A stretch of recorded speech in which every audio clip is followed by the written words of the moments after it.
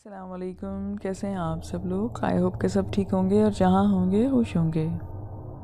یہ جو سٹوری میں آپ کو سنانے لگی ہوں یہ بالکل ایک سچا واقعہ ہے۔ میرے ایک سبسکرائبر نے پشاور سے سینڈ کیا ہے، آئے میں آپ کو انہی کی زبانی سناتی ہوں۔ یہ ایک سچا واقعہ ہے جو پشاور کے قریبی علاقے میں نیلم اور اس کی فیملی کے ساتھ ہوا۔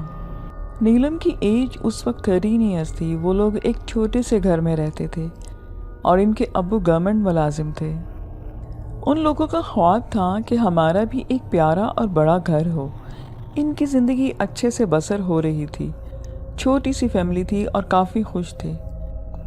پھر نیلم کے ابو نے کچھ پیسے جمع کیے اور ایک 5 مرلے کا پلاٹ خرید لیا، لیکن گھر پر کسی کو کچھ بھی نہ بتایا، کیونکہ انہوں نے سوچا کہ جب گھر کا کام شروع ہو جائے گا تب گھر والوں کو میں خوشخبری دوں گا۔ پھر ایسے ہی کچھ دن گزر گئے، ساری فیملی ہنسی خوشی اپنی زندگی بسر کر رہی تھی۔ نیلم اسکول جاتی، امی کے کام میں ہاتھ بٹاتی اور ابا جاب پر۔ پھر ایک رات نیلم کی امی کو کچھ خواب نظر آیا۔ انہوں نے دیکھا کہ ہمارا ایک پلاٹ ہے اور پشاور کی بہت مہنگی کالونی میں، اور اس کے سامنے ایک بہت بڑا سا اسکول ہے جہاں نیلم پڑھتی ہے، اور جنرل اسٹور بھی۔ اس خواب کو تقریباً 5 دن گزر گئے، لیکن اس نے کسی کو نہیں بتایا۔ جب نیلم کے ابو گھر آئے تو رات کو کھانے میں سب ایک ساتھ بیٹھے تھے، تو نیلم کی امی نے وہ خواب بتانا شروع کر دیا۔ میں نے ایک خواب دیکھا۔ انہوں نے بتایا کہ ہمارا ایک اس جگہ پر پلاٹ ہے، وہاں ایک اسکول اور ایک جنرل اسٹور بھی ہے۔ جہاں ہمارا پلاٹ ہے وہاں ایک بہت بڑا اور پرانا درخت بھی تھا۔ یہ ساری بات سن کر نیلم کے ابو ایک گہری سوچ میں پڑ گئے کہ انہیں کیسے معلوم ہو گیا۔ پھر نیلم کے ابو نے انہیں بتا ہی دیا کہ آپ کا خواب سچا ہے۔ نیلم کی امی نے کہا کہ اگر جھوٹ ہو تو ہی اچھا ہے۔ نیلم کے ابو نے کہا کہ تم کیا بول رہی ہو؟ ہمارا سپنا تھا کہ ایک بڑا گھر ہو، ہماری بیٹی کا اچھا مستقبل ہو، اور جب اللہ پاک نے ہمیں اپنا گھر بنانے کا موقع دیا تو آپ بول رہی ہو کہ ایسا نہ ہو تو اچھا ہے۔ دوسرے دن نیلم کے ابا نقشے والے کے پاس گئے اور بلڈر کے پاس بھی گئے، اور اگلے دن نقشے والا بندہ پلاٹ دیکھ کر بولا کہ میں اس پلاٹ کا نقشہ نہیں بناؤں گا۔ تو نیلم کے ابا نے کہا کہ کیوں بھائی، کیا وجہ ہے؟ میں آپ کو پورے پیسے بھی دوں گا۔ لیکن نقشے والا اس کی بات نہیں سنی اور وہاں سے چلا گیا۔ دوسرے دن نیلم اور اس کے ابا پلاٹ پر گئے اور وہاں اس درخت کو کاٹنے کا کہا، لیکن اس درخت کو کاٹنے کے لیے کوئی مزدور بھی نہیں ملا۔ پھر نیلم اور اس کے ابا گھر واپس آ گئے، اور دوسرے دن نیلم کی امی ایک کالا بکرا منگوایا اور اسے پلاٹ والی جگہ پر ذبح کروا دیا۔ اس کے بعد درخت کاٹنے کے لیے مزدور بھی مل گیا اور نقشہ بنانے والا بھی۔ پھر نیلم کے ابو ایک دوست کی طرف گئے، انہوں نے اس کو بلڈنگ کا ٹھیکہ دیا اور اپنے گھر واپس آ گئے۔ سب بہت خوش تھے کہ ہمارا نیا گھر اور بڑا گھر بن رہا ہے۔ پھر اگلے دن وہاں کچھ مزدور گئے اور درخت کو کاٹ دیا۔ درخت کاٹنے کے بعد وہاں مزدوروں نے اپنا کام شروع کر دیا، اور نیلم کے ابو کا نام ناصر تھا۔ وہ اپنی جاب کی وجہ سے خود اپنی نگرانی میں گھر تعمیر نہیں کر سکتے تھے، اس لیے انہوں نے اس گھر کی تعمیر کا ٹھیکہ دے دیا تھا۔ کئی ہفتوں تک مزدور گھر کے کام کرتے رہے۔ ایک دن نیلم کے ابو اپنا نیا گھر دیکھنے آ گئے۔ وہاں کافی دیر گزارنے کے بعد انہوں نے یہ بات محسوس کی کہ باقی سب مزدور تو اپنے کام میں بزی ہیں، لیکن ایک مزدور کے ساتھ ہمسایوں کے گھر میں وہ تانگ جھانک کرتا ہے۔ ناصر نے اس مزدور کو کچھ نہ کہا اور خاموشی سے اپنے پرانے گھر واپس آ گئے۔ ناصر صاحب کو اگلے دن معلوم ہوا کہ وہ مزدور جو کل لوگوں کا گھر جھانک رہا تھا مکان کی چھت سے گر کر مر گیا ہے۔ ناصر صاحب کو تھوڑی سی پریشانی تو ہوئی، لیکن اس میں ان کا کوئی قصور نہ تھا۔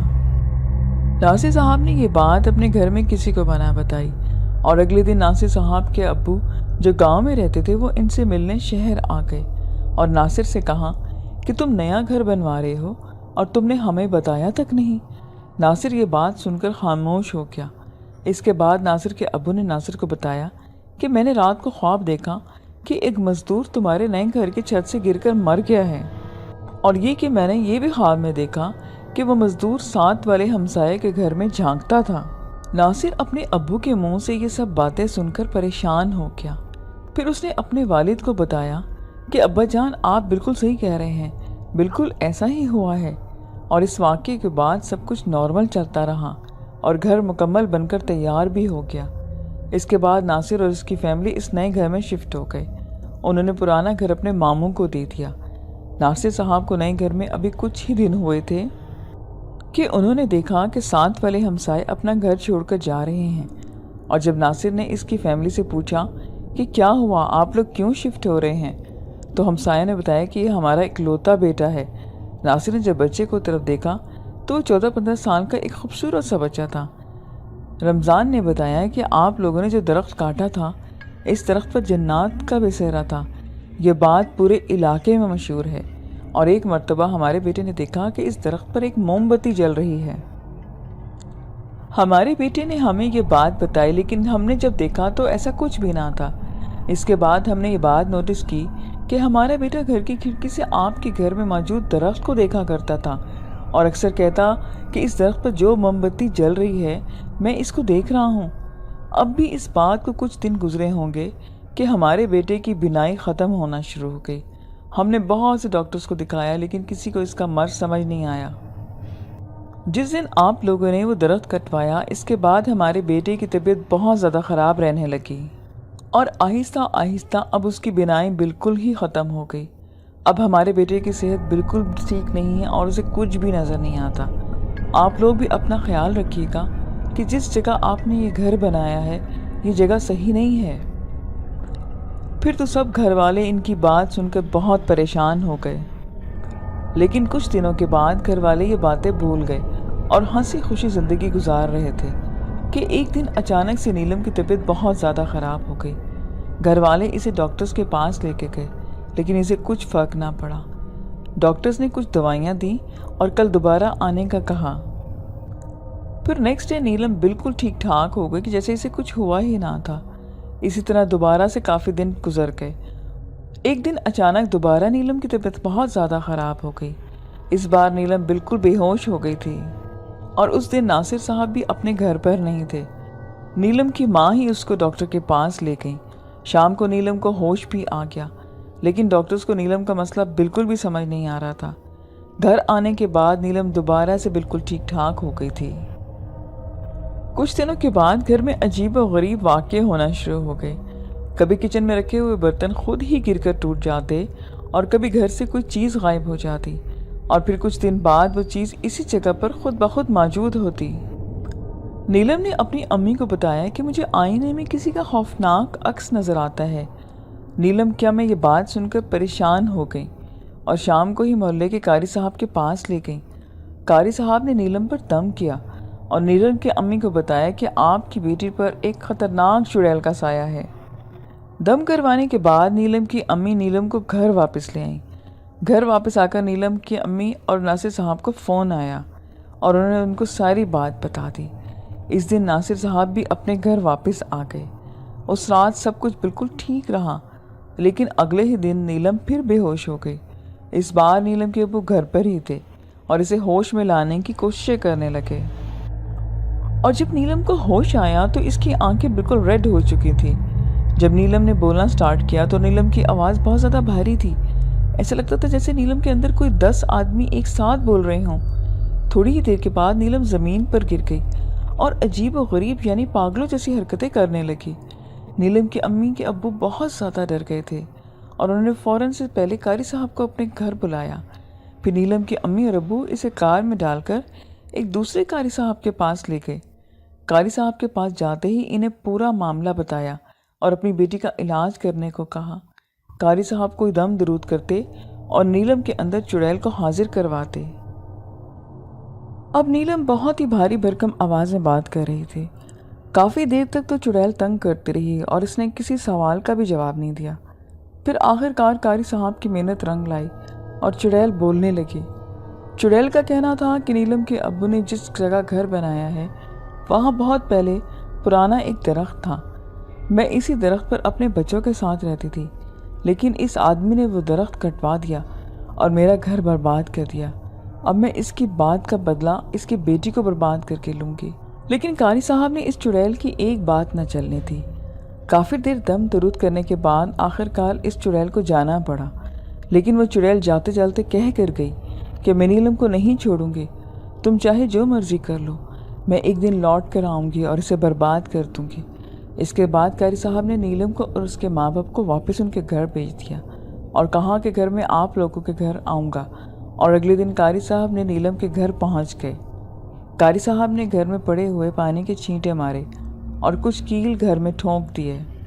उन्होंने कहा कि अब मैंने आपके घर से उनको निकाल दिया है, लेकिन आप कभी भी इस घर से कील नहीं निकालना, वरना आप लोगों को नुकसान उठाना पड़ेगा। उस दिन के बाद घर में इस तरह का कोई भी वाक़या ना हुआ। सब कुछ पहले की तरह चल रहा था। नीलम के साथ पेश आए इन वाक़यात को सालों बीत चुके थे और सब लोग इस बात को काफ़ी हद तक भूल भी गए थे। 5 साल के बाद नीलम की भी शादी हो गई और वो अपने ससुराल चली गई।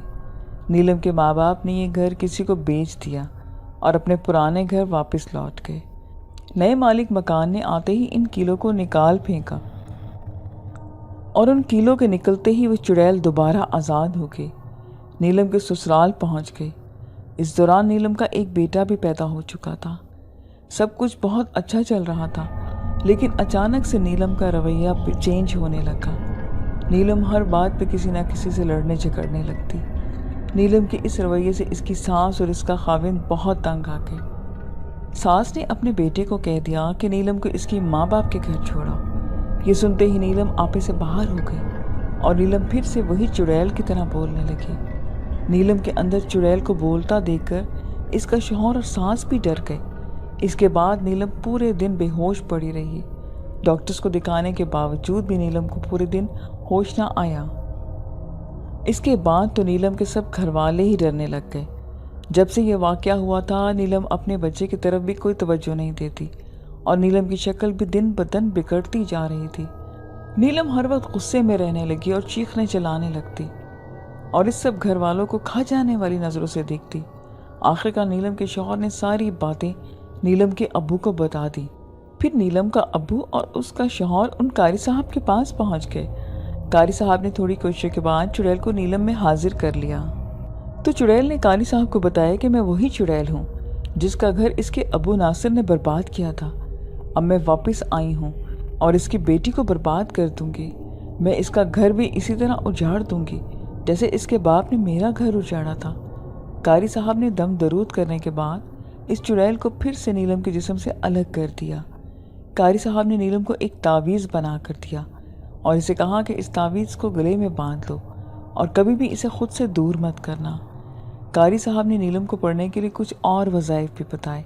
उस दिन के बाद से नीलम अब बिल्कुल ठीक ठाक है और इस वाक़े को अब कई साल बीत चुके हैं और वो एक अच्छी ज़िंदगी गुजार रही है।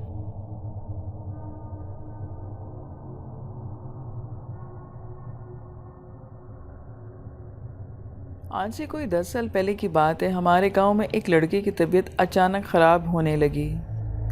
उसे दौरे पड़ते जो 1-2 या मिनट तक जारी रहते और फिर वो ठीक हो जाता। पहले इसके पेरेंट्स ने डॉक्टर वगैरह को चेक करवाया, पर इस लड़के की हालत कहाँ ठीक होने वाली थी। गांव के कुछ लोगों का ख्याल ये भी था कि इसे स्कूल न जाना पड़े, इसलिए ये ऐसे ड्रामे करता है। अभी थोड़ा वक्त ही गुजरा था कि इस लड़के को बहुत तेज़ दौरे पड़ने लगे और अब वो इस हालत में आवाज़ें भी देने लगा था और बेहोश हो जाता था। इसके घर वाले और रिश्तेदारों ने कहा कि इसके साथ कोई जिन वगैरह का मसला है, इसे किसी आमिल या पीर के पास ले जाते हैं। इस सारी सूरत हाल में जो एक बात अहम थी वो ये थी कि इसे जितना भी खाने को देते वो सब कुछ खा जाता और इसकी हालत ये थी कि वो दिन ब दिन कमज़ोर से कमज़ोर तर होता जा रहा था और दौरे भी अब पड़ते थे। अब इसके घर वालों को यकीन हो गया कि वाकई इसके साथ कोई जिन है। अब क्या था, एक ना ख़त्म होने वाला सिलसिला शुरू हो गया। इसे हर पीर आमिल के पास ले जाया गया। आप लोगों को तो पता ही होगा कि ये आमिल पीर वगैरह बहुत ज़्यादा पैसे लेते हैं। इसके पेरेंट्स से भी बहुत लिए।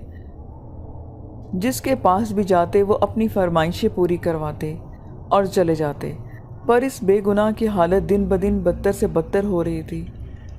अब ये चलने के काबिल भी ना रहा था। आखिरकार इस लड़के को इन साहब के पास ले जाया गया जिन्हें हमारे बुज़ुर्ग मानते हैं।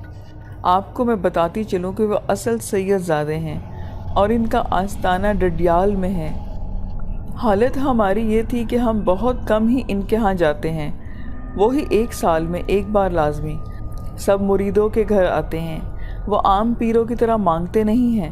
جب اس لڑکے کو ان کے پاس لے گئے، پیر صاحب نے اس کو دیکھا اور غصے میں کہا کہ جب یہ موت تک پہنچ چکا ہے، اسے میرے پاس اب لائے ہو؟ میں کچھ تعویذ دیتا ہوں، اسے ڈاکٹر کے پاس لے جاؤ اور میرے پاس دوبارہ نہ آنا۔ تو اس کے پیرنٹس لڑکے کو لے کر گھر آ گئے اور اس لڑکی کی حالت اب بہت نازک ہو چکی تھی۔ اس کے گھر والے پیر صاحب سے ناراض تھے کہ انہوں نے ہماری بے عزتی کی اور لڑکے کا علاج بھی نہیں کیا۔ انہی دنوں اس لڑکے کا ایک تایا جو کہ انگلینڈ میں تھا، اس کی حالت غیر کا سن کر گھر آ گیا اور وہ پیر و عاملی کو نہیں مانتا تھا۔ اس نے گھر والوں سے ضد کی کہ وہ ایک بار اس ڈاکٹر کے پاس لے جائیں۔ اس نے لڑکے کو اپنے ساتھ لیا اور راولپنڈی کے بہت بڑے ہاسپٹل میں لے آیا۔ وہاں اس لڑکے کے ٹیسٹ ہوئے اور اس کے اندر ہر جگہ کو جانچا گیا، اس کا علاج کرنے لگے اور 1 ہی ہفتے میں وہ لڑکا بہتر ہو گیا، اس کے دورے بھی ختم ہو گئے۔ تو ڈاکٹرز نے یہ کہا کہ اس لڑکے کو کہیں کرنٹ لگا ہے۔ تو اس کے گھر والوں نے کہا کہ واقعی اس کو ایک دفعہ بہت شدید کرنٹ لگا تھا، جو سارے محلے والوں کو بھی پتا تھا۔ پر سوال یہ تھا کہ اس کرنٹ کے 6 سال بعد اثر کیسے ہوا؟